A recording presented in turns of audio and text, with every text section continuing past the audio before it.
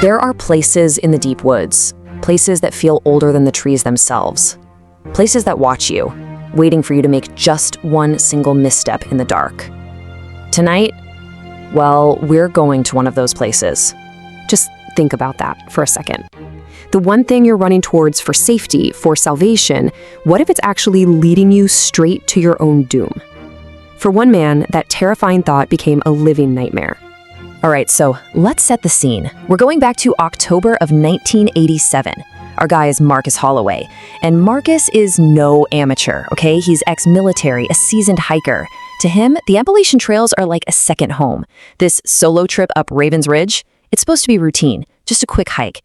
But the mountain had other plans. It's 2 a.m, pitch black. Marcus is deep asleep in his tent when a sound just rips him awake. It's a sound that cuts right through the dead silence of the forest.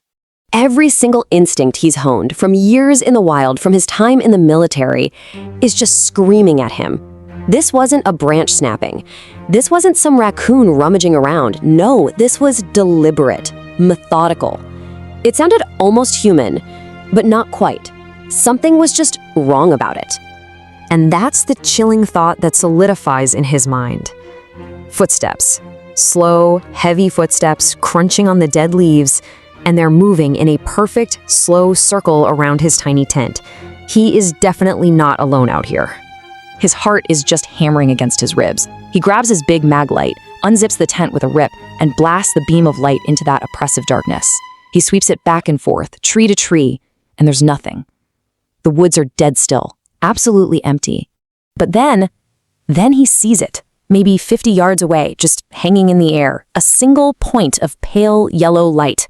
It looks like an old-timey lantern, and it's swinging back and forth, like someone's holding it, but there's no one there. So Marcus, he cups his hands to his mouth and yells, "Hello, is anyone out there?" And his voice just gets swallowed by the woods. The only answer he gets is the silent, hypnotic swing of that lantern. No voice, no person, just that impossible light. So now there's this war going on in his head, right? Every bit of his training, his common sense, is screaming, stay in the tent, wait till morning, this is a trap. But there's this other feeling, this strange, powerful curiosity, and pull he can't explain. He just has to know what that light is. So he gets out of the tent and starts walking towards it. And as soon as he moves, it moves, leading him deeper into the trees. For 20 minutes, he follows it, and the whole time, it plays this bizarre game. It stays exactly 50 yards ahead of him. It's like he's on a leash being pulled through the woods. And then, just like that, the chase is over. The solid ground he was walking on just isn't there anymore. It turns to loose gravel and his boots slip. He stumbles, flailing his arms, and manages to catch his balance right at the last second. He's teetering on an edge he completely didn't see. And in that exact instant, the very second his life hangs in the balance, the light, that strange guide that led him all this way, it just winks out. Poof, gone. And he's plunged back into total, suffocating blackness. His hands are shaking so bad he can barely get his flashlight out. He finally clicks it on and points the beam down, and it just shines on nothing. Empty air. He was standing on the very edge of a ravine, a sheer 200-foot drop. Let that sink in. The lantern didn't save him from the cliff. It led him right to it. It lured him to the edge and then vanished just before he took the final fatal plunge. 3 more steps was all it would have taken. It feels like it takes him an hour to just scramble backwards away from that edge. He stumbles his way back to his campsite, his mind just reeling, trying to make any sense of what just happened. As the first gray light of dawn starts to creep into the sky, his flashlight beam catches something in the dirt, right there outside his tent. Something that turns his blood to ice. Something even worse than the phantom lantern. The footprints, the ones that had been circling his tent, they weren't his. They were from some kind of old-fashioned, narrow-toed boot. And here's the impossible part. The tracks lead away from his tent in a straight line directly to the edge of that cliff, but there are no tracks coming back. Whoever it was, they walked that cliff and just kept going. Marcus packed up and got off that mountain as fast as he could. And you can bet he never, ever hiked alone again. His story wasn't just dismissed as a campfire tale either. It was so compelling, it was officially filed in the West Virginia Folklore Archive. It became a record, a warning. And here's where it gets even creepier. The local ranger station, they confirmed it. That specific part of the trail is known for being deadly. Over the years, 4 other hikers have died there, all from falls, all at night, and all of them in October, the exact same time of year Marcus was there. This isn't a coincidence. It's a pattern. The people who live around Raven's Ridge, they have a name for this thing. They call it the Keeper. The legend says it's a spirit that wanders the mountain with its lantern, and its purpose, its job, is to guide lost hikers, to keep them safe from the dangers on the ridge. But that's not the whole story. See, according to the old tales, the Keeper is a guardian. It watches over you in the dark. It holds up its light to show you the safe way to go, to make absolutely sure you don't take a wrong step. And there it is, the horrifying twist. The Keeper isn't a savior, it's a judge. It'll guide you to safety, unless it decides that your journey was supposed to end right there, at the bottom of that ravine. It doesn't push you, it just leads you right up to the edge and lets you fall. It leaves you with this really disturbing question, doesn't it? Marcus Holloway lived. He was apparently judged and spared. But what about those other 4 hikers? What makes the Keeper decide who it saves and who it simply guides into the darkness? There are a lot more stories like this one waiting out there in the shadows. If you want to make sure you hear the next one, go ahead and like this and subscribe for more. Don't use the left toe. That voice, that's the warning. A warning that came out of the pitch black darkness of an abandoned coal mine, a place that had been sealed for 24 years. This is the chilling and supposedly true story of what a young man heard when he dared to step inside a place where no one was ever meant to go again.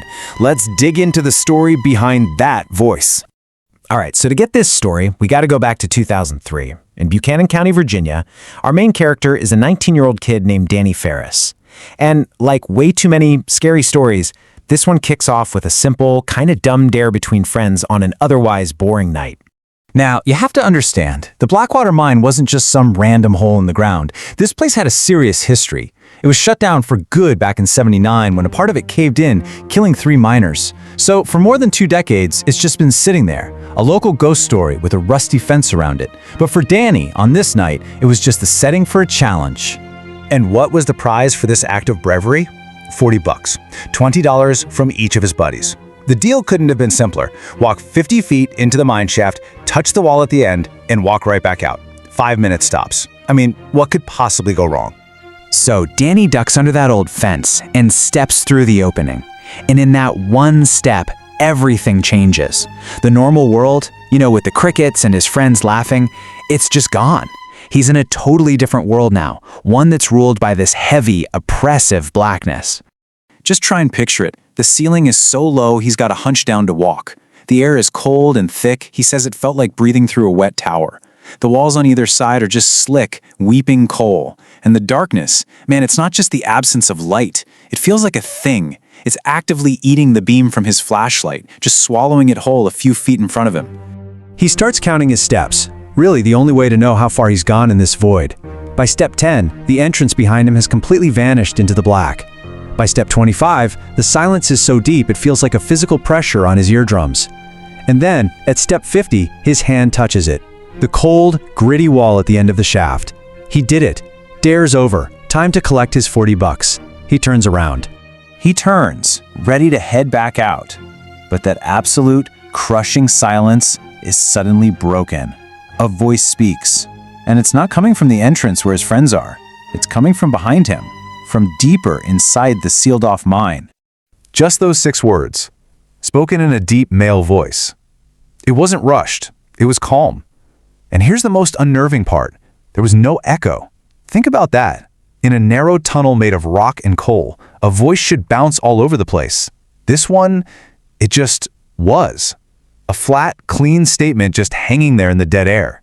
Totally frozen, Danny manages to get out a shaky, "Hello." And his own voice sounds tiny, human, and it echoes a little bit. He waits, his heart pounding in the silence. And then, the reply comes. But it's not an answer to his question. It's just a repeat.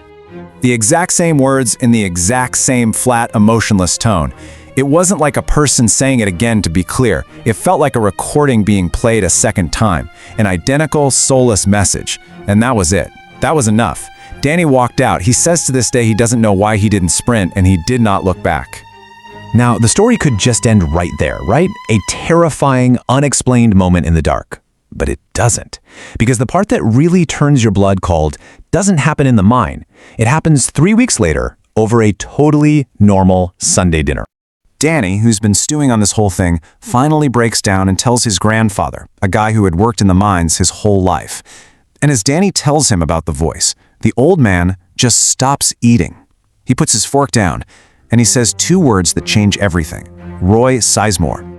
Roy Sizemore. The name belonged to one of the 3 men who died in that 1979 collapse. He wasn't just any miner, though.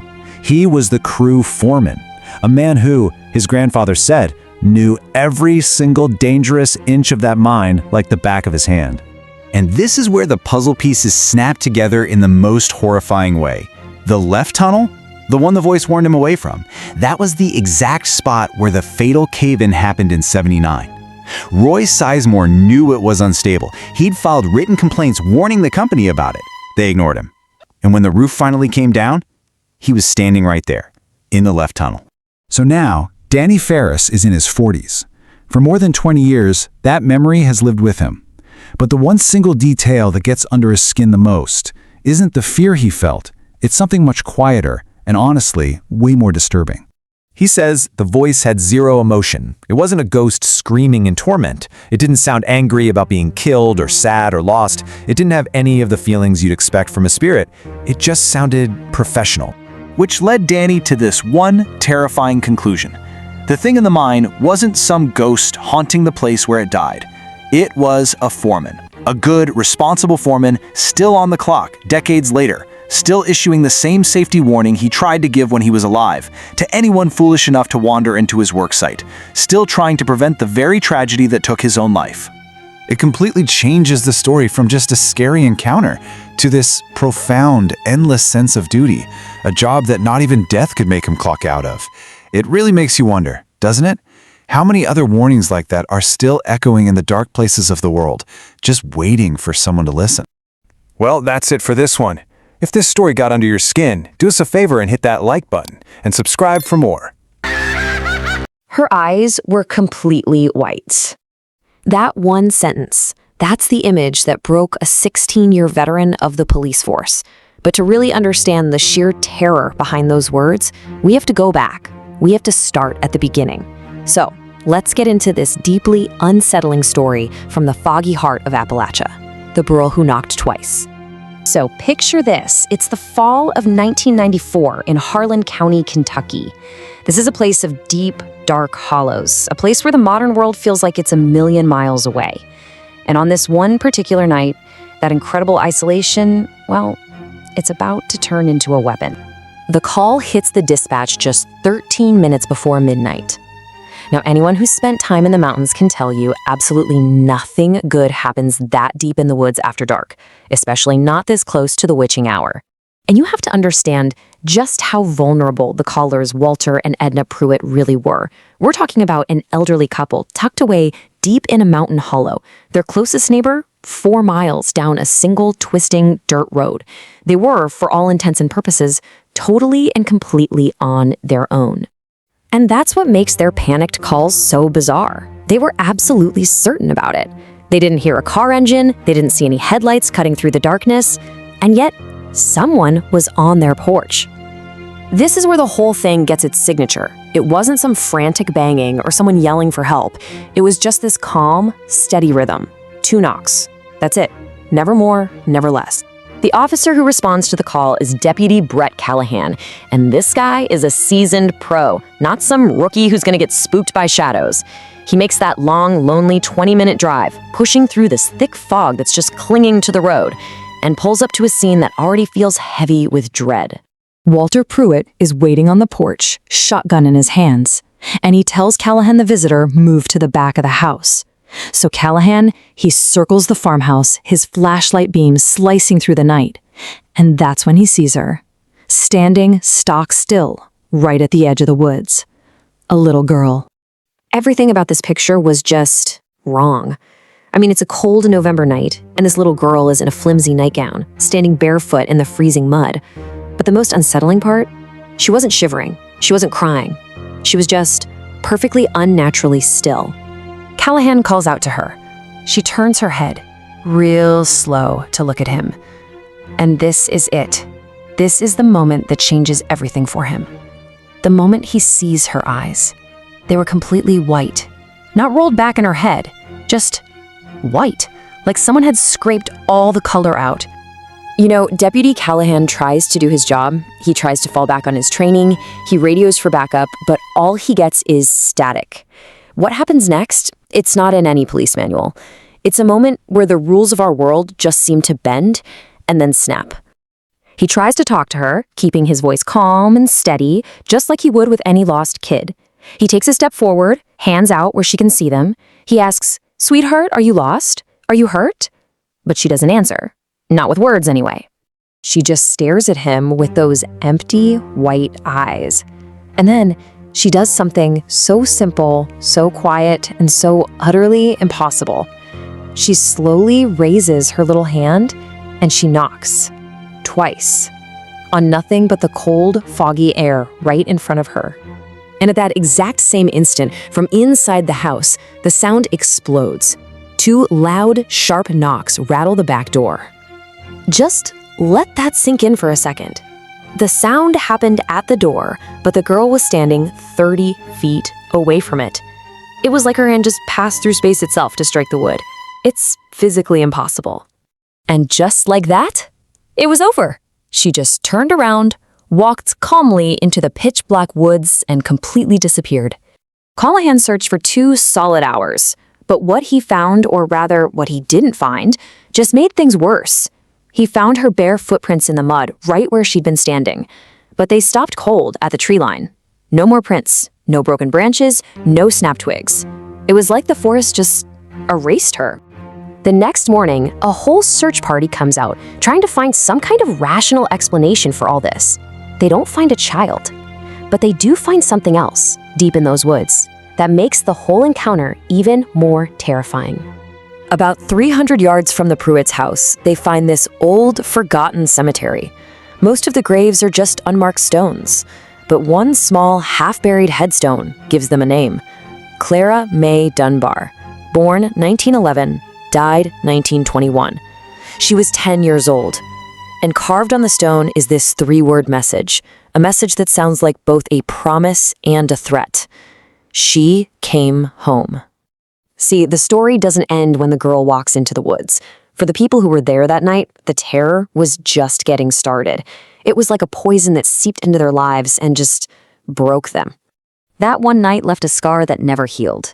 Deputy Callahan, the career lawman, he filed his report, and his supervisor basically buried it. But Callahan couldn't bury the memory. He quit the force only 8 months later, and Edna Pruitt, she'd lived in that farmhouse for 50 years, but after her husband passed away, she left the very next day and never once set foot in that house again. When her daughter asked why, her explanation is maybe the most bone-chilling part of this whole affair. She said she couldn't spend one more night in a house where something had learned how to knock. It just leaves you with this awful thought, doesn't it? That it wasn't a person on the porch that night. It was a memory, an echo from a forgotten grave, that somehow figured out how to reach out and touch our world. It's a terrifying reminder that some doors are better left unopened. If this strange and terrifying story from the mountains got under your skin, do us a favor and hit like and subscribe. The click of a mouse echoes in a dead, quiet motel room. Aaron Wenyan is just sitting there, completely frozen, his face lit up by the glow of his laptop. He's not scrolling through hundreds of vacation photos. He's staring at just one.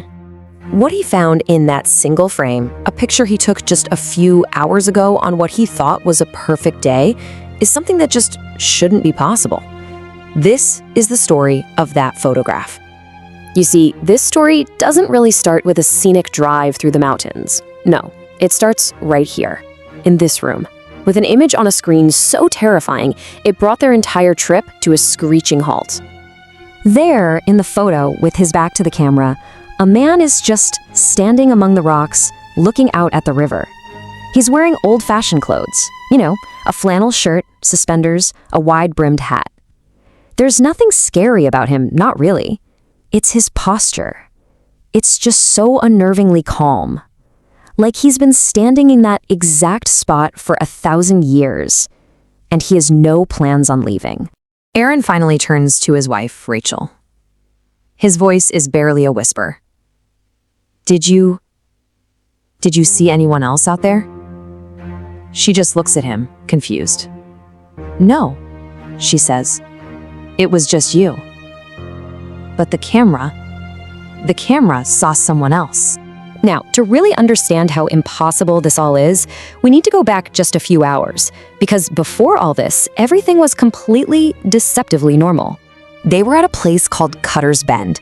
It's this beautiful spot deep in the Smoky Mountains of Tennessee. It was October, and the whole valley was drenched in that incredible amber-colored light of a late afternoon. You know the kind, where everything feels still and ancient. Aaron was a huge photography nut. I mean, the kind of guy who gets genuinely excited about f-stops and the golden hour. He'd read about this spot on some forums and dragged Rachel out there. For hours, he was just in his element, snapping away, taking almost 200 pictures as the sun went down. And Rachel, she later said the place had this profound stillness to it. She was just sitting on a rock, reading a book while Aaron did his thing, and she said it felt like the entire world was just holding its breath, waiting for something. Okay, now let's jump back to that motel room, because that beautiful, breathless memory is about to be shattered by what's on that little 15-inch screen. This is it. This is the whole mystery. On the left, you've got frame 67. The man is there, plain as day. And on the right, frame 68. Same shot, same angle, but he's gone. I don't mean he's walking away. I mean he has simply vanished. And get this. The camera's data shows that only 4 seconds passed between these two shots. 4. There is no physical way a person could disappear from that spot with nowhere to hide in 4 seconds. It's just impossible. Aaron, totally freaked out, posted the photo online. He was hoping someone, anyone, could give him a rational explanation, a lens flare, a weird reflection, anything. But all the pros who looked at it came back with the same chilling answer. The image is clean, it's not photoshopped, and there's no camera trick that could create that. So, with every logical explanation exhausted, they were just stuck. And that's when they decided to ask a local. Maybe someone who grew up in these mountains had an answer that technology didn't. They walked down to the front desk and showed the picture to the clerk, an older woman who'd lived in that county her whole life. She leaned in, looked at the laptop screen, and just went silent. She stared at that man in the photo for what felt like an eternity without saying a single word. And finally, she looked up and pushed the laptop back toward them. She told them her grandmother used to talk about someone who was always at that bend in the river. Some places, she said, just have a keeper. Someone who watched over it for so long, they just forgot how to leave. So, there it is. Aaron had captured what so many people search for their entire lives. Actual, undeniable proof of something beyond our world. The photo of a lifetime. But what he chose to do next? Well, that might be the most haunting part of the story. He never showed it to anyone else. It never ended up on his website or in a magazine or anywhere online. The one photo that could have made him famous, he just buried it. And that leaves us with the big question, right? Why? Why would you capture something so impossible, so world-changing, and then just hide it away forever? Years later, his wife, Rachel, asked him that same question. And Aaron thought about it for a moment, and he said that the man in the picture wasn't hurting anyone. He was just standing there watching the river. He said, I figured he'd been there long enough. The least I could do was let him keep the picture. An incredible act of respect. It really makes you wonder, doesn't it? What other keepers are out there, standing silently on the edges of our maps? Not trying to scare us, not trying to warn us. Just watching. Happy to just be as long as someone remembers they exist. If this story left you with a few chills and maybe a few questions, Make sure you like this and subscribe for more explainers on the things that linger in the shadows. Some roads, well, they just take you home. But others don't want you to leave. Today, we're taking a trip down a stretch of asphalt in West Virginia. A road with a story so unsettling, you might just find yourself taking the long way home next time. No, really, think about it. You're driving late at night, it's pitch black, just you and the headlights, and you get this little prickle on the back of your neck, this feeling that you are not alone out there. What if you're right? Our story unfolds on a very remote stretch of road, Route 28 in Pendleton County. Now, for anyone just passing through, it's nothing more than a winding line on a map. But if you're from around there, you know better. It's a place you learn very quickly to avoid after dark. You have to understand what this road is really like. It's 11 miles of total, absolute isolation. We're talking zero cell service, no bars, nothing. There are no houses, no lights. It is just you, your car, and a solid wall of trees boxing you in. It's the kind of place where technology can't help you because your GPS has no idea there's anything out here to be afraid of. And this is where we meet Jenna Albright. She's a nurse practitioner, a very practical, very logical person. She's heading home from a friend's wedding. It's almost midnight, she's tired, and all she's thinking about is her own bed. She has absolutely no idea she's about to drive straight into a terrifying local legend. So for the first couple of miles, it's just a normal, dark drive. Kind of boring, actually. And then her headlights cut through the black and land on something. A shape, a person, standing out against the endless, hypnotic darkness of the road ahead. The whole scene is just off.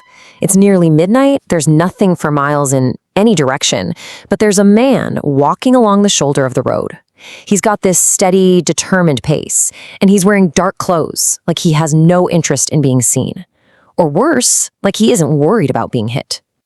Now, Jenna's first thought isn't even fear. She's a nurse. Her brain immediately goes to, this person is in trouble, car must have broken down. So she does what any decent person would do. She slows her car, rolls down the window, and calls out to him. The way he responds is deeply strange.